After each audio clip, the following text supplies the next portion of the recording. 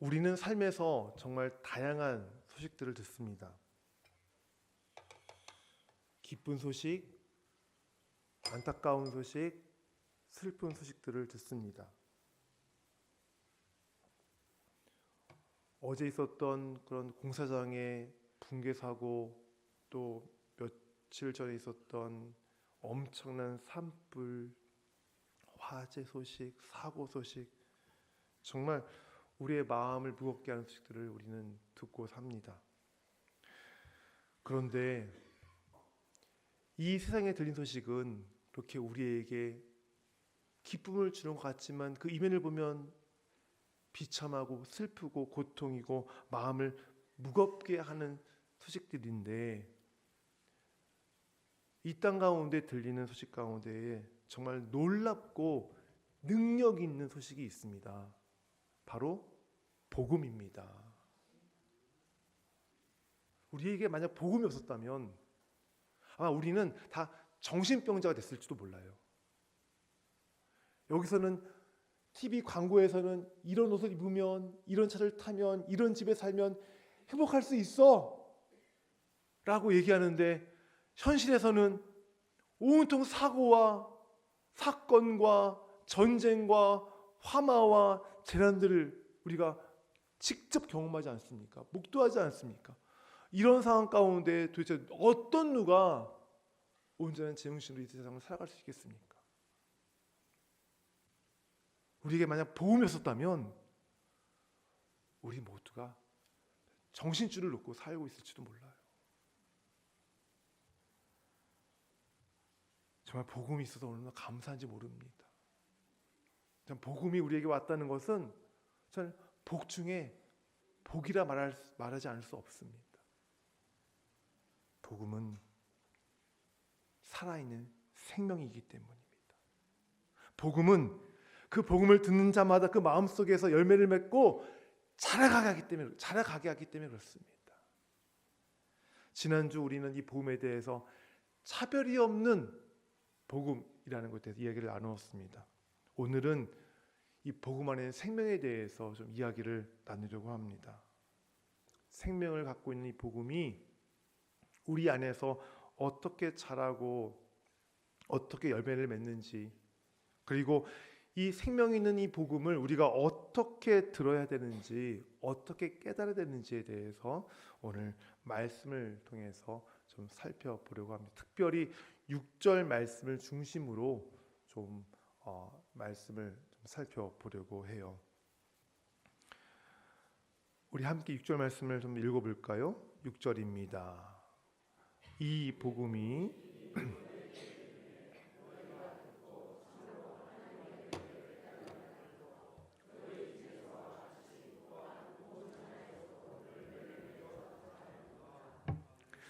개역 개정 성경이 대부분 번역이 잘 됐긴 하지만 간혹 가다가 좀 번역이 안 된 부분이 있거나 또는 의미가 좀 어순이 바뀌는 부분들이 좀 제대로 번역되지 않아 좀 의미가 좀 우리가 좀 이해하는 데에 좀 모호할 때가 있습니다.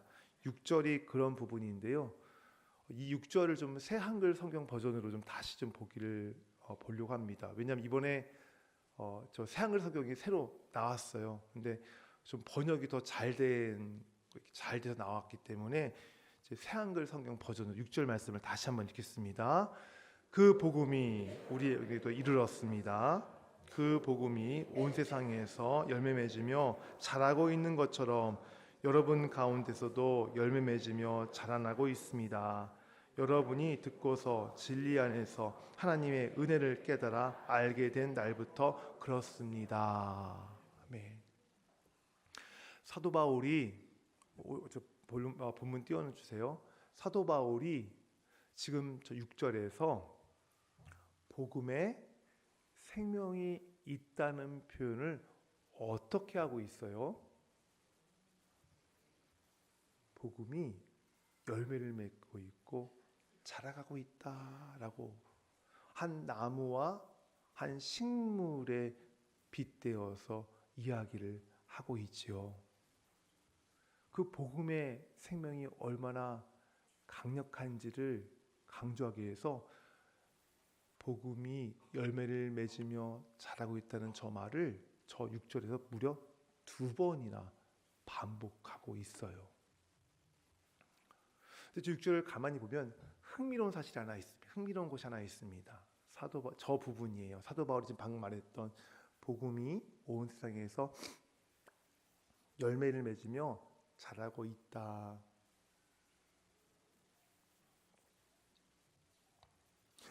일반적으로 나무나 식물의 성장에 대해서 얘기할 때 어떻게 얘기해요? 나무가 자란다. 그리고 열매가 맺는다라고 얘기해요. 그런데 사도 바울은 어떻게 얘기하고 있어요? 복음을 나무에 빗대었는데 열매를 맺으며 자라나고 있다라고 얘기하고 있어요. 어순을 바꿨죠. 순서를 바꿔 얘기하고 있어요.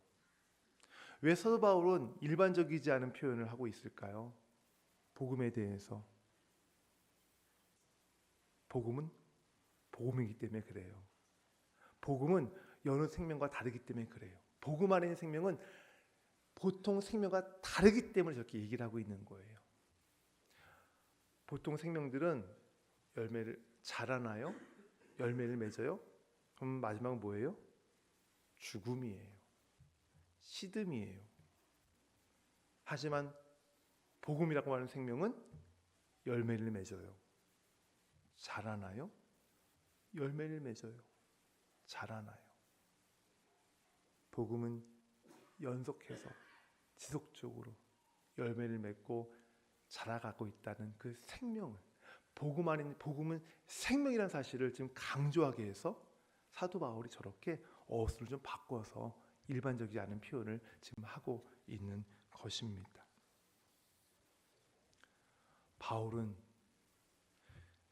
정말 영속적인 지속적인 생명을 갖고 있는 복음이 온 세상에서 열매를 맺으며 자라나고 있다고 얘기하고 있어요. 그런데 저기 6절에서 온 세상은 어디를 말할까요? 그래요. 로마 제국이 지배하고 있는 온 식민지를 얘기하고 있는 거예요. 로마 제국이 지배하고 있는 식민지. 로마 제국이 지배한다는 얘기는 이런 의미예요.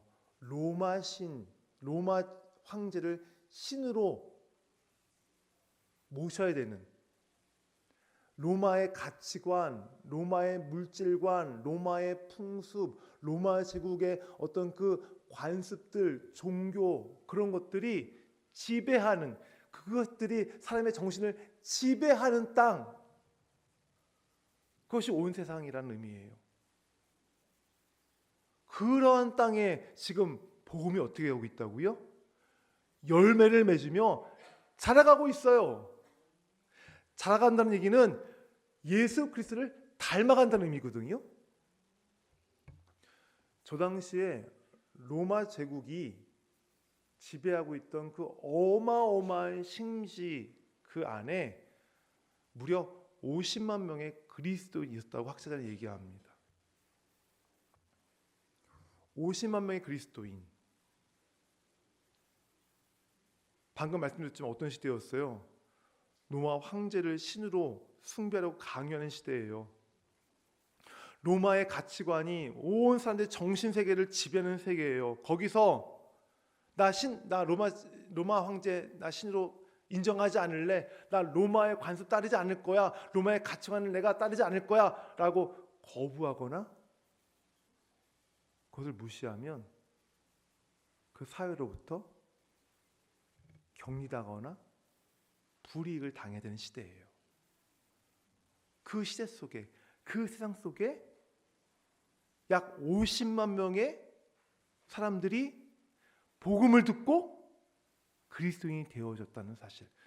점점 그리스도를 닮아가는 사람들이 그 세상 계산 가운데 50만 명이 되었다는 사실은 뭘 얘기하는 거예요?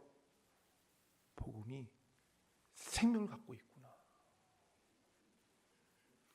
보통 생명이 아니라 열매를 맺고 자라가게 하는 엄청난 생명을 갖고 있는 복음이구나 라는 것을 우리에게 가르쳐주고 있는 모습입니다.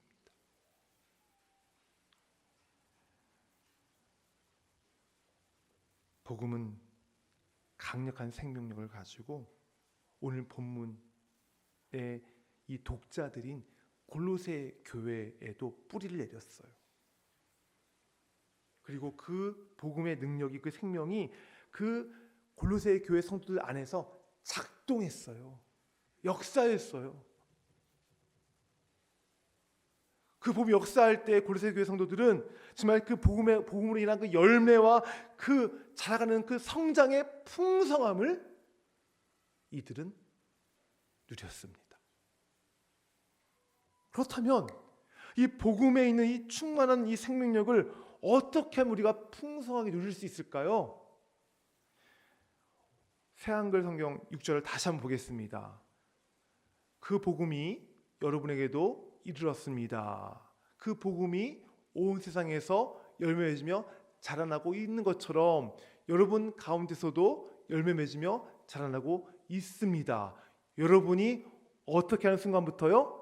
듣고서, 그 듣는 순간부터 그 복음이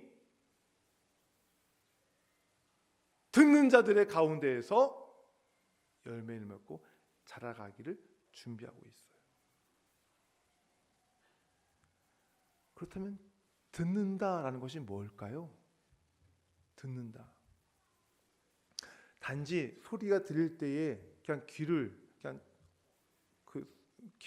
쫑긋 거리고 그게 무슨 소리인가 이렇게 귀를 갖다 대는 것이 듣는 것일까요? 제가 오래전에 코칭이라고 하는 훈련을 받았는데 그때 전문가로부터 듣는 것이 무엇인가에 대해서 제가 아주 인상 깊게 배웠던 적이 있습니다. 이 들을 때에 중요한 것이 하나 있어요. 뭔지 아세요? 그 듣는 그 전문가의 말을 빌리자면 들을 때 중요한 것, 내 마음 안에 꽥꽥거리는 오리를 죽여라. 너무 과격한가요? 예, 이게 좀 오리가 꽥꽥거리지 않게 해라. 예. 말을 들을 때에 내 마음에 있는 오리가 꽥꽥거리지 않게 해라라는 그 얘기를 하시더라고요. 내 마음에서 꽥꽥거리는 오리가 뭘까요? 여러분 이런 경우 많이 있지 않으세요? 상대방 얘기할 때에 내가 저 말에 내가 어떻게 대답하지? 말은 듣지 않고 먼저 대답할 것만 생각하시는 경우가 있잖아요. 그 말이 틀린지 맞는지 막 속으로 판단하는 것. 또 말을 들을 때에 그 말에는 관심이 없고 이거 머리가 빨간색이네. 마스카라가 번졌어. 귀걸이가 예쁘네. 목걸이가 저렇게 예쁘구나. 뭐 그런 거 있잖아요. 그런 마음 갖는 거. 또 그것뿐이에요. 대화 얘기 들으면서 집에 가스불을 켜고 나왔나, 내가 끄고 나왔나. 내일 공과금 내는 날인데 통장에 잔고가 있나? 내일 어디 약속인데, 그런 생각들. 그게 바로 내 마음에서 꾀꾀거리는 오리예요. 그런 오리를 그런 오리가 꾀꾀거리지 않게 하는 것이 바로 듣는 것의 기본이더라고요. 복음 안에 있는 생명을 우리가 누리려면 어떻게 해야 된다고요? 먼저 들어야 돼요. 성경을 읽을 때, 설교를 들을 때, 기도할 때 들어야 돼요. 어떻게요? 내 마음에 오리가 꽥꽥 거리지 않도록 하면서 성경을 읽고 기도하고 말씀을 들어야 되는 거예요. 그러면 어떻게 내 안에 있는 오리를 잠잠하게 할 수 있을까요? 들려올 때, 복음이 들려올 때에 거기에 초점을 맞추는 거예요. 마음을 여는 거예요. 지난주 말씀드렸지만 저는 여러분에게 은혜를 끼치는 사람이 아니에요. 저는 여러분에게 이미 있는 은혜를 보도록 도와주는 사람일 뿐이에요.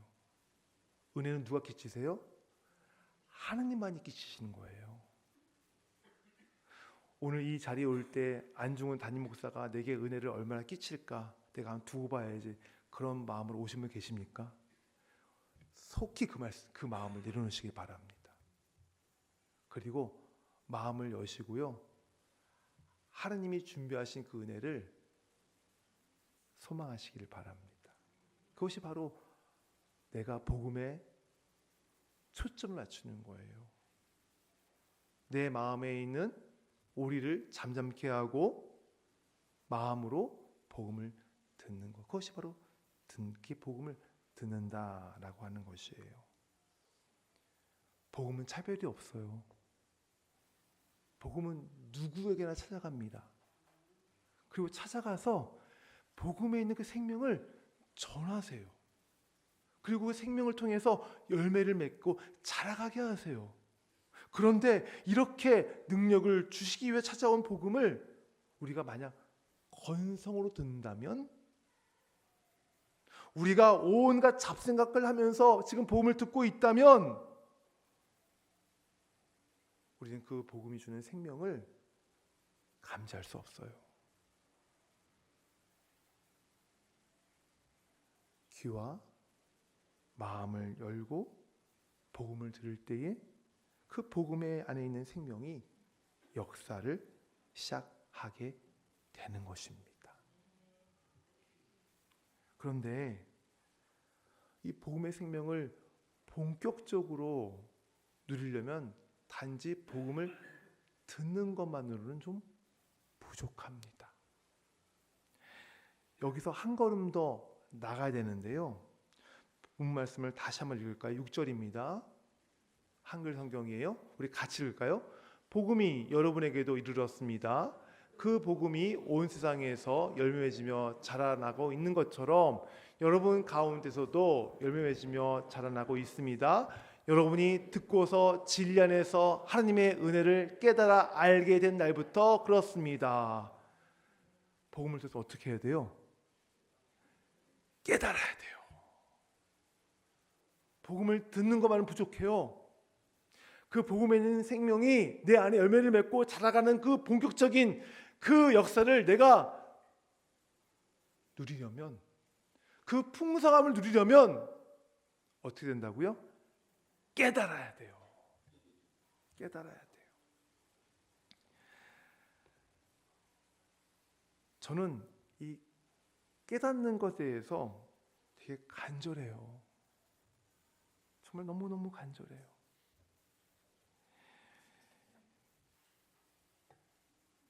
제가 집에서 아이들에게 복음을 이야기하거든요. 그러니까 아이들이 부모가 얘기하니까 복음을 들어요. 그리고 궁금한 것이 있으면 질문도 합니다. 그런데 저는 이런 아이들 보면서 기도합니다. 하나님, 저 아이들이 부모인 우리에게 복음을 듣고 또는 교회에서 청년부에서 목사님 통해서 복음을 듣고 그저 이해만 하는 것이 아니라 깨닫게 되도록 하나님 도와주세요 라는 기도를 합니다.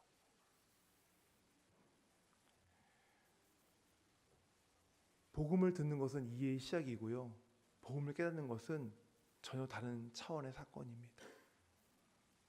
복음을 이해하는 것은 이런 거예요. 아, 하나님이 이런 말씀하셨구나. 하나님이 이런 일을 하셨네. 그것이 깨닫는 거예요. 그것이 그냥 이해하는 거예요. 지식적으로 그냥 알고 있는 거예요. 그런데 깨닫는 건 달라요. 다른 차원이에요. 아, 하나님이 이런 말씀하셨구나. 하나님이 이런 분이구나 하는 것을 자기의 주관적 체험에 받아들이는 거예요. 그 진리가 나의 개인의 삶의 진리로 다가오는 것이 바로 깨달음이에요. 그래서 하나님이 이런 말씀하셨구나, 하나님이 이런 일을 하셨구나, 거기서 끝나는 것이 아니라 이런 하나님이 나의 주인이시구나, 내가 하나님의 그 생사 여태권의 그 아래에 있는 그런 존재구나. 나의 삶의 의미의 목적이 바로 하나님께 있구나 라고 하는 것. 이것이 바로 깨달음이에요.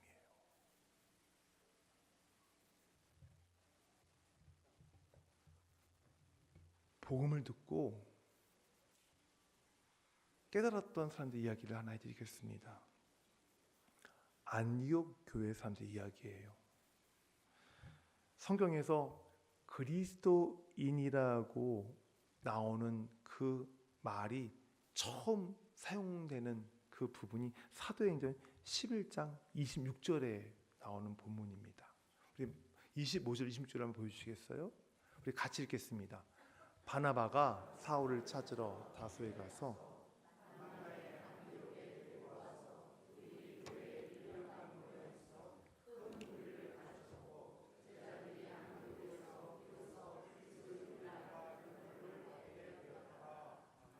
저 그리스도인이라고 하는 저 말은 헬라어로 크리스티아노스라고 하는 말이고요.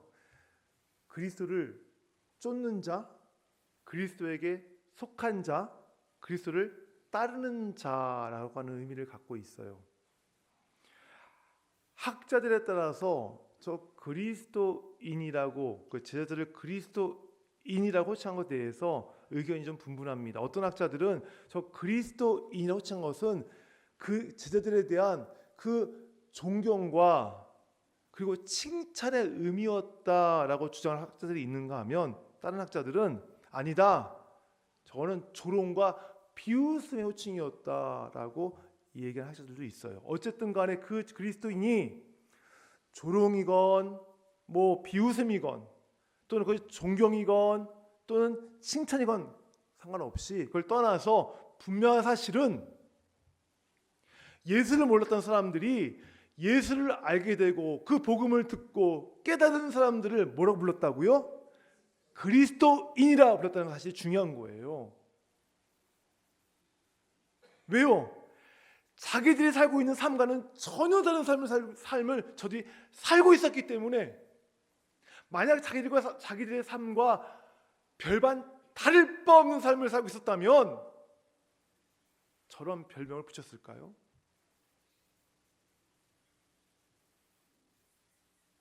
자기들이 어제까지 똑같은 로마 제국의 그 이데올로기에 살던 사람들이 오늘 갑자기 삶이 바뀐 것을 보고 예수를 모르는 이방인들이 예수를 믿게 된 이방인들을 그리스도인이라 부르게 된 거예요. 그들의 어떤 모습이 바뀌었기에 저게 그리스도인이라 불렀을까요? 사도행전에서 저 본문에서는 저 안디옥에 있는 그 말씀을 듣고 제자가 된 사람들의 그 바뀐 모습에 대해서 기록하고 있지 않지만 사람들로부터 불렸던 그리스도인이라고 하는 그 의미에서 우리는 충분히 저들의 삶이 어떻게 바뀌어온 삶인지를 유추할 수가 있어요. 그리스도인이 어떤 의미라고요? 그리스도에게 속한 자. 저들은 인생의 주인부터가 달랐어요.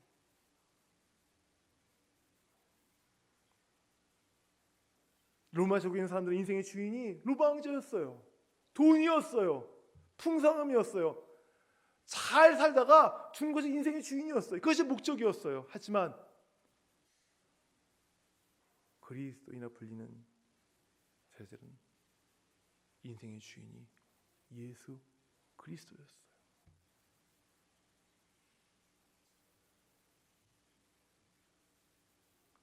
저들의 삶의 기준은 달랐어요. 왜냐하면 예수 그리스도의 말씀이 그들의 삶이었기 때문에. 저들의 인생의 목적과 의미도 달랐어요. 바로 그들의 인생의 목적과 의미는 하나님을 위해서 사는 것이었기 때문에.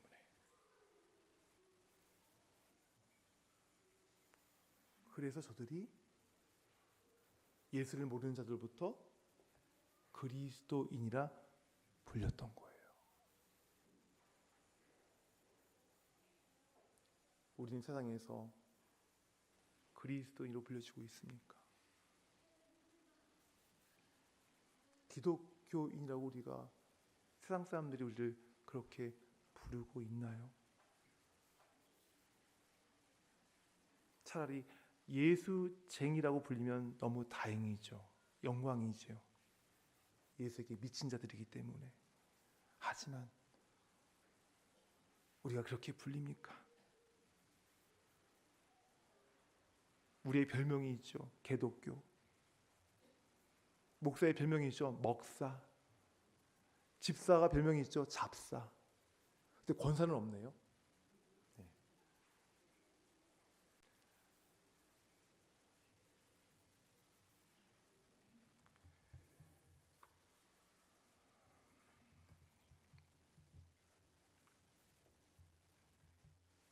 만약 안디옥 교회 성도들이 복음을 듣기만 하고 깨닫지 못한 채로 그들이 그냥 그렇게 살았다면 예수를 모르는 사람들로부터 그리스도인이라, 저 사람들 예수를 쫓아가는 사람이네, 저 사람들 예수에게 속한 사람이라는 그런 말을 듣지 못했을 거예요.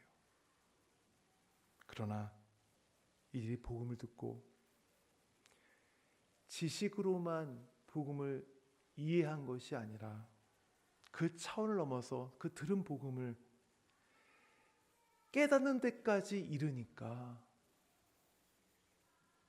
그들이 그리스도를 따르는 사람의 실제적인 그 삶의 모습을 보여주었기 때문에 그들이 그렇게 그리스도인이라 불림을 받았던 것입니다. 복음을 지식적으로만 또는 추상적으로만 또는 이론적으로만 개념적으로만 알고 계신다면 그분의 신앙생활은 역시 추상적이고 뜬 구름 잡는 듯한 신앙생활이 될 수밖에 없습니다. 하지만 현실에 복음을 깨달았을 때에 그 현실에 뿌리를 둔 삶에서 구체적으로 실제적으로 복음의 근거한 신앙이 나타날 때에 바로 세상은, 바로 그러한 분은 바로 현실을 살아내는, 현실 속에서 복음을 살아내는 그리스도인이라 불리게 될 것입니다. 성도 여러분, 가정에서, 특별히 직장에서, 이웃들 사이에서, 친구들 사이에서, 동창 사이에서 정말 복음에 근거한 신앙생활을 구체적으로 보여주시면서 정말 현실을, 그 안에 그 현실을 살아내시는 그리스도인이 되시기를 소원합니다. 그러려면 어떻게 복음을 깨달아야 될까요? 어떻게 하면 그 복음을 깨달아서 그러한 실제적인 삶을 우리가 살아낼 수 있을까요? 복음은 내가 깨닫고 싶어서 깨달아지는 것이 아니에요. 복음을 깨닫게 하시는 분이 있어요. 성령 하나님이세요. 내가 아무리 복음을 듣고 복음을 이해했다 할지라도 하나님께서 깨닫게 해주지 않으시면 깨달을 수가 없어요. 그럼 어떻게 깨달을 수 있을까요? 한 가지 방법밖에 없어요. 하나님께 무릎을 꿇는 것이에요. 하나님께 내 자신을 드리는 것이에요. 그 방법밖에는 복음을 깨달을 방법이 없어요. 제가 기도하는 이유가 바로 그거예요. 하나님, 저 아이들이 나로부터 복음을 듣습니다. 근데 주님, 제가 할 수 있는 일은 거기까지입니다. 저 아이들이 복음을 듣고 깨닫는 것은 제가 할 수 있는 일이 아닙니다. 하나님, 저 아이들이 아버지 앞에 무릎을 꿇어야 되는데 그 무릎을 꿇을 수 있도록 하나님 도와주십시오. 저 아이들이 하나님께 자기를 드릴 수 있도록 하나님 도와주십시오. 저는 그렇게 기도해요. 뿐만 아니에요. 우리 교회에 오신 성도들 한 분 한 분에서 이렇게 저는 바랍니다.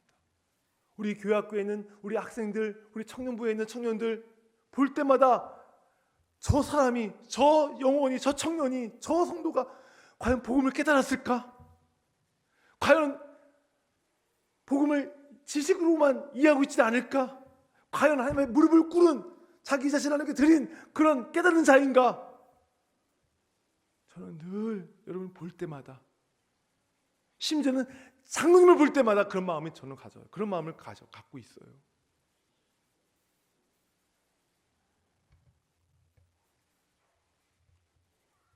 의외로 그리스도인이라 불리는 많은 사람들 가운데에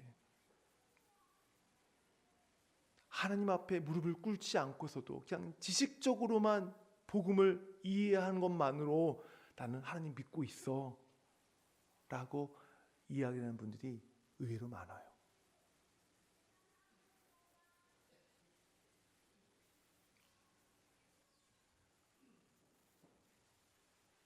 혹시 이런 분이 여기 계실지 모르겠지만 그런 분이 계시다면 드리고 싶은 말씀이 있어요. 지식적으로만 하나님을 이해하지 마시길 바랍니다. 이제 하나님 앞에 무릎을 꿇으시길 바랍니다. 하나님께 자기 자신을 좀 드리시기를 바랍니다. 좀 깨달음의 자리로 좀 가시기를 간절히 호소합니다. 여러분이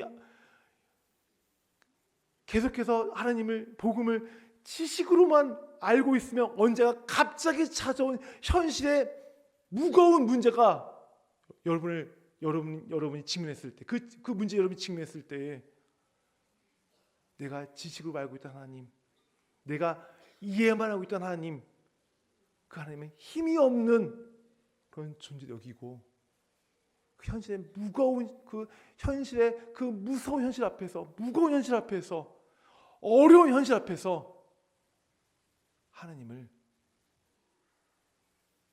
버리게 될 수밖에 없기 때문에 그래요.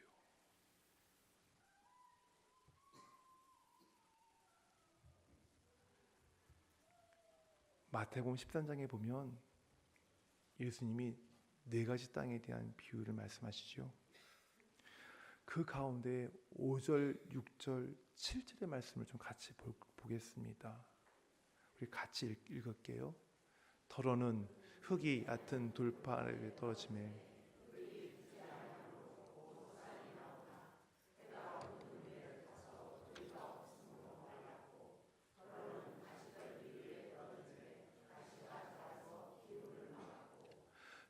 저 비유에 대해서 예수님께서 20절, 21절, 22절에서 저 비유를 이렇게 설명하십니다. 보여주세요. 같이 읽겠습니다. 돌밭에 뿌려졌다는 것은 말씀을 듣고 즉시 기쁨으로 받되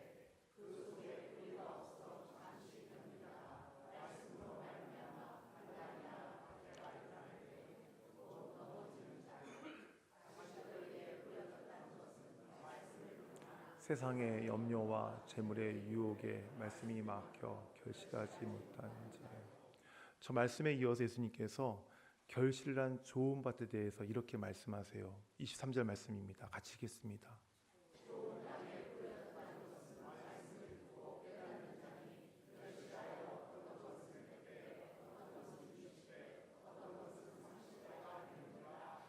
말씀 띄워주세요. 예수님의 저 말씀을 통해서 돌밭과 가시떨기에 떨어진 씨앗이 결실을 맺지 못한 이유가 분명히 나타나고 있어요. 이유는 하나입니다.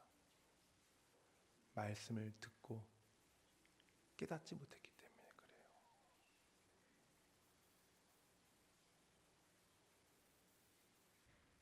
앞에 있는 말씀 보여주시겠어요? 5절, 6절, 7절 말씀. 말씀을 듣고 깨달음이 없으니까 가시떨기 돌밭 같은 상황이 돼버린 거예요. 그 다음 말씀 보여주시겠어요? 20절 말씀부터. 말씀을 깨달음이 없으니까, 말씀을 듣기만 하고 그냥 머리로만 이해하니까 환난이 박히게 할 때 넘어지게 되는 거예요. 말씀을 듣고 그 하나님 앞에 나가 무릎 꿇음 없이 그냥 그 말씀을 머리로만 알고 있다 보니까 세상의 염려와 재물의 유혹이 찾아왔을 때 결실을 맺지 못하고 마는 거예요.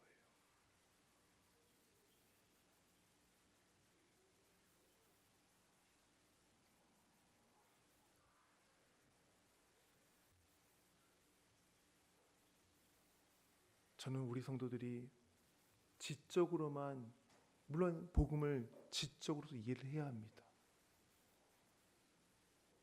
중요해요. 하지만 지적으로만 이해하는 것으로 멈춰버린, 머리만 커져버린 그런 가분수 같은 성도가 되지 않기를 저는 진심으로 바랍니다.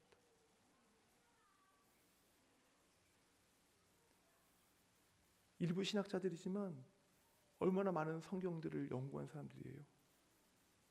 그런데 그 신학자들의 마음을 보면 너무 차가워요. 너무 냉랭해요. 성경을 그렇게 연구했으면, 그 말씀을 깊이 알았으면 그 말씀에 주시는 그 따뜻함이, 그 뜨거움이, 그 사랑이 묻어나야 되는 거 아니에요?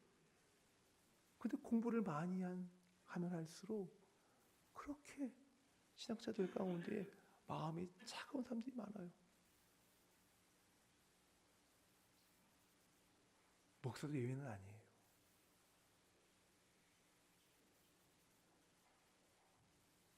얼마나 가슴이 냉랭한 목사들이 많은지 몰라요. 그렇게 말씀을 많이 연구하고 전했지만 목사가 이런데 성도들은 어떻게 했어요?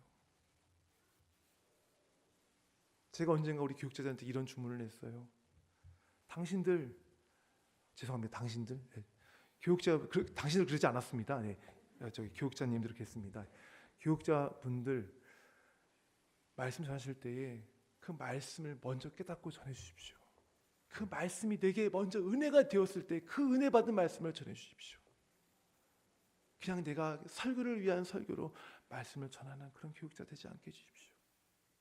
그런 교육자가 되지 말아 주십시오라는 주문을 했어요.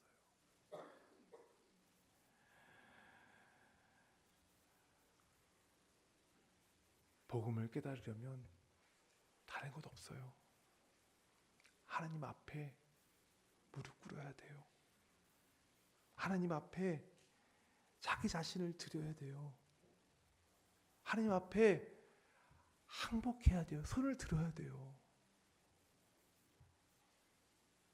그리스도인이라 사람들로부터 불림받는 성도 여러분, 나는 과연 하나님 앞에 무릎을 꿇은 자인가?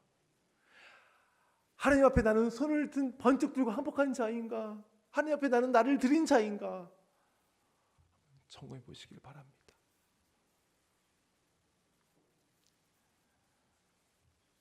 복음을 듣고 깨달았다는 것은 하나님 앞에 무릎을 꿇었다는 거예요. 다시 말해서 전 인격적으로 하나님께 복종하겠다는 것이지요. 자기 자신을 하나님께 내어드리겠다는 것이지요. 이것은 우리가 하고 싶어 할 수 있는 것이 아니라 성령 하나님께서 하신 일이고 성령 하나님의 축복이에요. 이러한 축복이 여러분과 우리 자녀들에게 있기를 소망합니다. 소원합니다. 저는 우리 교회가 예수님을 모르는 사람들에게, 또 예수님을 잘 모르는 우리 어린이들에게, 중고등부 학생들에게, 청년들에게 예수님이 누구신지를 지식적으로 잘 이해하도록 돕는 교회가 되기를 바라요. 뿐만 아니라 거기서 끝나는 것이 아니라 그들에게 정말 그 진리가, 예수 그리스도의 그 진리가, 그 복음이 그들 개인의 진리로 습득될 수 있도록 내면화될 수 있도록 돕는 우리 교회가 되기를 바랍니다. 그러려면 복음이 여러분의 기도 가운데에, 예배 가운데에, 그리고 여러분의 말씀 읽는 가운데, 그리고 여러분의 일상 가운데 그 진리가 여러분의 개인의 진리로 먼저 깨달아야 되는 것입니다. 그럴 때에, 그 복음을 전할 때에, 내가 깨달은 그 진리, 내가 깨달은 그 복음을 전할 때에 그 복음이 생명을 갖고 사람을 찾아가 열매 맺고 자라가게 하는 거예요.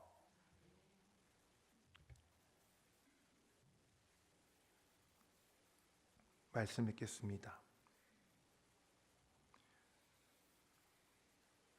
복음의 생명력이 여러분에게 역사하려면 복음을 듣고 하나님께 여러분을 내어 드리시기를 바랍니다. 아멘이 좀 작아요. 지금 하나님께 내어드린다니까, 내가 나를 내어드리면 하나님이 그래, 너 목사해라, 너 선교사해야 돼, 너 순교해야 되겠다, 헌금 많이 하니까 막 겁나서 아멘이 작으신가요? 그런 걱정하지 마세요. 하나님께 나를 내어드린다고 해서 하나님이 여러분에게 헌금 많이 해라, 봉사 많이 해, 그렇게 하시는 그런 째지한 분 아니세요. 하나님이 여러분에게 원하시는, 여러분이 하나님께 여러분을 내어드리기를 원하시는 진짜 이유는 생명 갖고 있는 복음이 여러분 안에서 작동해서 여러분에게서 열매 맺고 여러분에게서 자라가기를 원하시기 때문에, 그러면서 여러분이 풍성한 그 삶을 누리기를 원하시기 때문에 여러분에게 여러분 자신을 하나님께 드리는 것을 원하시는 거예요. 오늘 여러분이 복음을 들으셨어요. 그리고 앞으로도 계속 복음을 들으실 거예요.